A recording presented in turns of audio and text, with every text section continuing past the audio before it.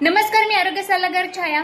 गणेश चतुर्थीच्या तुम्हाला खूप खूप शुभेच्छा. आणि त्या निमित्ताने मी तुम्हाला गणेश प्रतिमेचे पूर्ण वर्णन सांगणार आहे. गणपतीचे कान हे सुपासारखे आहेत, कारण की सार सार ग्रही लई थोर थोया देई उडा आहे.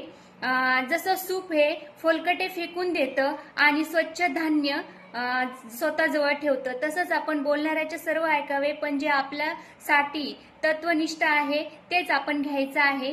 त्याचबरोबर डोळे आहेत जे की दीर्घदृष्टी दाखवतात, म्हणजेच आपल्या जीवनामध्ये जे नकळत अडथळे आहेत तर त्यांना रोखण्याचा आपण प्रयत्न केला पाहिजे. त्यानंतर नाक आहे, म्हणजे सोंड, की जो खूप दूरचा सुगंध घेण्याचं दर्शवतो, म्हणजेच आपल्याला पुढील अंदाज पण आपल्या लक्षात आले पाहिजेत.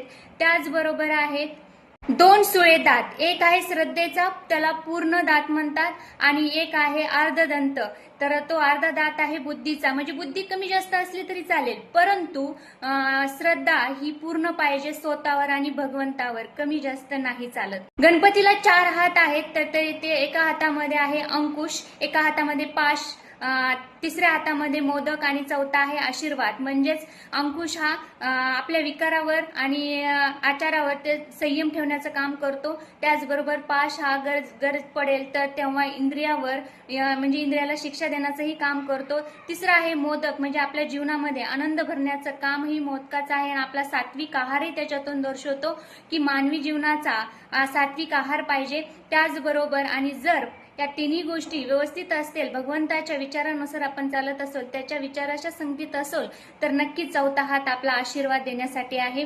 येस, पोट लंबोदर, सर्वांच्या ऐकलेल्या गोष्टी या पोटामध्ये ठेवायच्या असतात. माणूस हा घागर पोटाचा नसला पाहिजे, तर तो सागर पोटाचा असला पाहिजे. लहान आहेत म्हणून तो लवकर धावू शकत नाही, उतावळा तो बावरा आणि धीर सो गंभीर. असो आणि सस्याची तर सर्वांना गोष्टच आहे, जो निरंतर चालतो तो नक्कीच यश प्राप्त करतो. गणपतीचे वाहन उंदीर जसे घराघरात पोहोचते, तसे विष्णूचे वाहन गरुड आणि शंकराचे वाहन नंदी हे पोहोचू शकत नाही. आपण जिथे ज्यांना गरज आहे त्यांना आपल्याकडून मदत आपण केली पाहिजे. गणपतीला दुर्वा आवडतात, ज्याची जगामध्ये ज्याची किंमत नाहीये, त्याची व्हॅल्यू, त्याची किंमत भगवंताने वाढवली आहे. या जगामध्ये काहीच निरर्थक नाहीये आणि कोणीच कोणापेक्षा कमी नाहीये. लाल फुल हे क्रांतीचे सूचक आहे. लाल रंग गणपतीला आवडतो, लाल फुल आवडतं.